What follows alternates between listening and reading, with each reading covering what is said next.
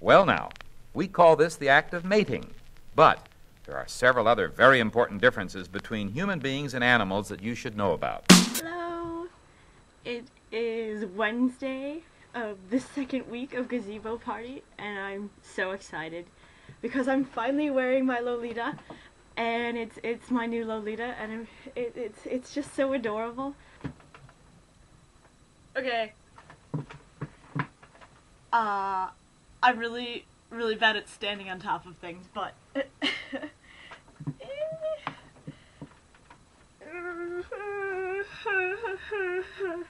yeah.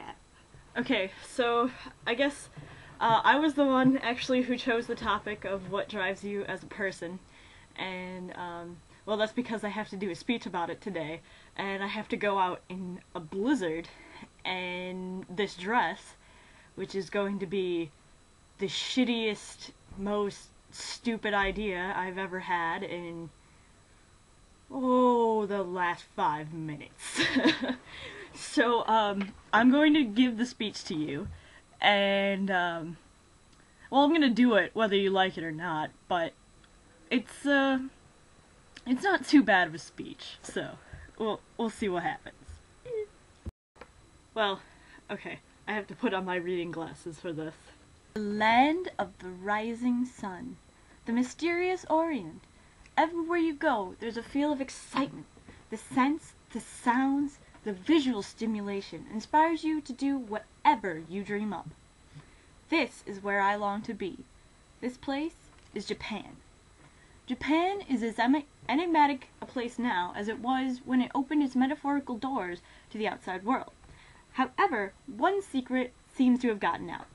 That secret is what you see before you. I'm not just an overweight American standing in front of you, looking like a linebacker crammed in a child's dress. I am passing on the world that is of the Lolita, including its history, its components, and the full lowly lifestyle. Lolita fashion has been around the streets of Tokyo since the early 80s. The only reason it got started was because the young people of Harajuku, Tokyo, were bored and needed to spice up their social gatherings on Sundays. These large gatherings of young people inspired the photojournalist Shoichi Aoki to publish a magazine and eventually a book of his surprising finds. This led to many different intricate forms of fashion, all of which I am fascinated by, but none so much as Lolita. Lolita began with 3 styles, which in English are categorized as sweet, classic, and gothic. Most varieties of Lolita can be seen wearing petticoats and a hairpiece of some kind, including mini top hats or a poof of ribbon. Otherwise, they have distinct separations among them. Sweet Lolita is generally characterized by ruffles, lace, and bows, usually with pastel colors. Classic Lolita can even be your basic sundress, with flowering motifs and straps instead of poofy sleeves. Gothic can be considered what I'm wearing now. In general, it is black and white with a very modest feel.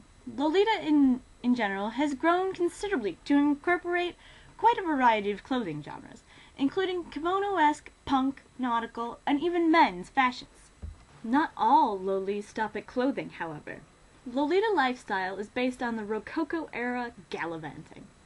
Most find it to be an escape from reality. This is why Lolita is actually aimed for adolescents to people in their mid-20s to 30s. Lolitas making the sacrifice to join the lifestyle are often mocked for their relatively icy social relations. Lolitas are very careful with their clothing, as one outfit can cost up to $1,000 in American money. Lolitas also do not wear exorbitant amounts of makeup. Innocence is the key to a Lolita in the making. Now, for those of you who would steal a Loli's innocence, I say shame on you. Lolitas are not dressing up like dolls for your sick fetishes. True Lolitas are moved by selfish motivation. Lolitas are becoming prevalent in the West. Just because you've never seen one before doesn't mean they don't exist in great quality or quantity. The idea sprang up in the 80s in Tokyo, and ever since it's been snowballing into epicness. It has been expanding, including a variety of genres of fashion. Finally, it has been adopted as not just a fashion, but a lifestyle as well. Lolitas, fellow Carthaginians, are the wave of the future. Lolitas can pop up anywhere, from Harajuku to the Bronx. So if you ever are walking down the street and you see a woman clad in what should probably have been left on a Victorian-era porcelain doll, don't snicker. Respect that she's trying to live her life to its fullest. And if wearing an adorable dress is what makes her happy, then she deserves a high five. Oh dear, that speech was ridiculously long. I apologize. So there you have it. Lolita is actually what drives me as a person to date. It changes quite frequently.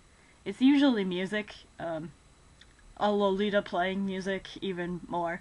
So, sorry, I'm so long-winded. Bye, see you next week. Say it like this. Take this job and shove it. I ain't working here no more. Take this job and shove it. I ain't working here no more. Take this job and shove it.